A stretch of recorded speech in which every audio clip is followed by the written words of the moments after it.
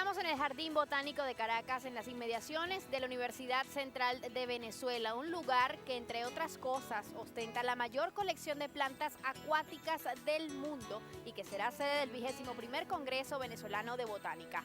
Hoy analizaremos cuáles son los aportes que esta rama de la ciencia ofrece y cuán importante es estimular la investigación en esta área. Como siempre, a esta hora, Natalie Wittesnik les da la más cordial bienvenida a Soluciones, en nombre de un maravilloso equipo técnico y de producción que hace posible que lleguemos a través de esa pantalla desde uno de los lugares más icónicos de la capital de Venezuela. Sean todos bienvenidos.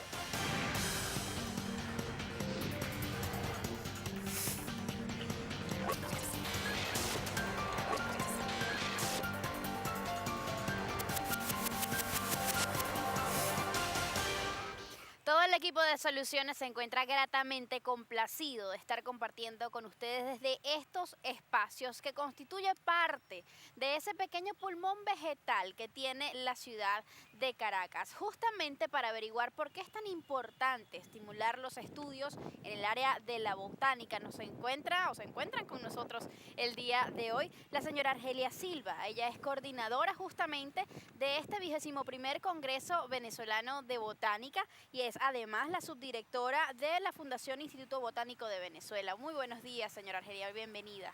Buenos días, encantada de estar aquí de nuevo en tu programa y sobre todo promoviendo el 21 Congreso Venezolano de Botánica. Así es, y para nosotros también es un honor poder contar con la presencia del coautor de la Flora del Ávila. Se trata del señor Otto Huber. Él es ecólogo, también especialista en lo que es flora de la sabana, la flora de los tepuyes, y tiene 47 años ya en el país, señor Otto. Bienvenido.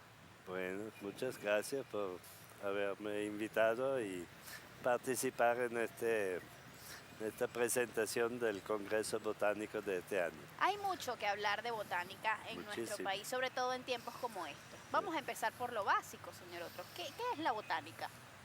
Bueno, la botánica clásicamente es la ciencia que estudia todo lo relacionado con las plantas de la tierra. Y ahí hay que comenzar desde las ramitas hasta los árboles más altos. Hay que estudiar los conjuntos de plantas en esta tierra, las sabanas, los bosques montanos, los tepuyes, también la planta en el agua, etcétera. O sea, es una ciencia extraordinariamente amplia, ¿no? ¿Y cuán importante es justamente el estudio y la preservación de las especies vegetales? Es importante que conozcamos, que no olvidemos que estamos en un país megadiverso.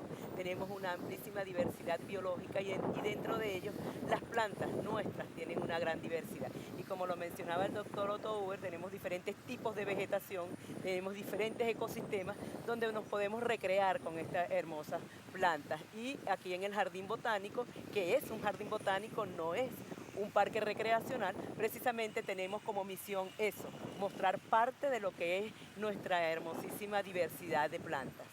¿Es Venezuela, señor Otto, un país con un alto potencial en materia botánica? ¿Cuáles son nuestras principales riquezas en esta materia?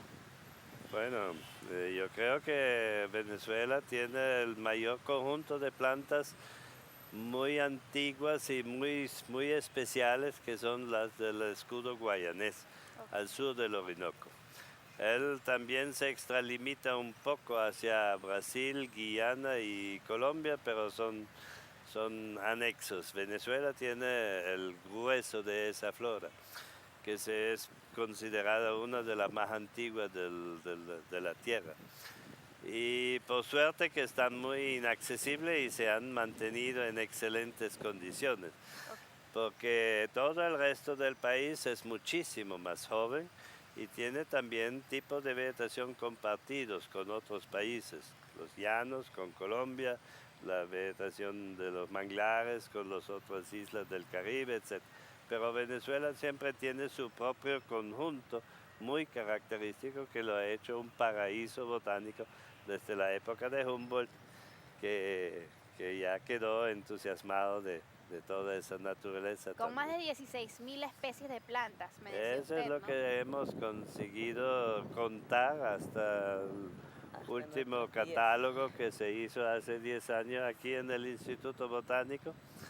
17.000, 16.000, 17.000, eso no es tan exacto. Sí. Ese es precisamente el trabajo de los botánicos, ¿no? De ir identificando las especies para saber más o menos cuántas especies tenemos en los diferentes grupos, y por eso el Congreso Venezolano de Botánica tiene esa connotación, que es reunir a los especialistas de las diferentes partes del país para mostrar los resultados de sus investigaciones y de sus trabajos locales y de sus trabajos a nivel nacional e internacional. Justamente hacia allá iba, señora Argelia. ¿Cómo está la situación de la investigación botánica en Venezuela? En Venezuela y a nivel mundial, podríamos decir, ¿no? El estudio de la naturaleza ha decaído mucho, no solamente en la botánica, en la zoología también. Y un poco el incentivo que queremos hacer a través de nuestro Congreso de Botánica es precisamente llamar a los jóvenes, llamar a los estudiantes a compartir de nuevo el gusto por la naturaleza, el gusto por estudiar las plantas, el gusto por lo que significa realmente el que conozcamos cada uno de las especies, cada uno del comportamiento en conjunto de esas especies. ¿Qué ha pasado con justamente ese empuje, ¿no?, hacia la investigación botánica en Venezuela? ¿Tenemos hoy por hoy suficientes botánicos en el país?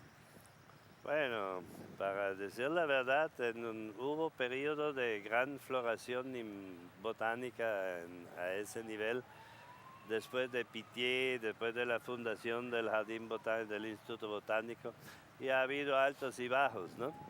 Pero también es que, como dice Argelia, en todo el mundo las ciencias naturales están siendo relegadas a un segundo plano desde el punto de vista de remuneración.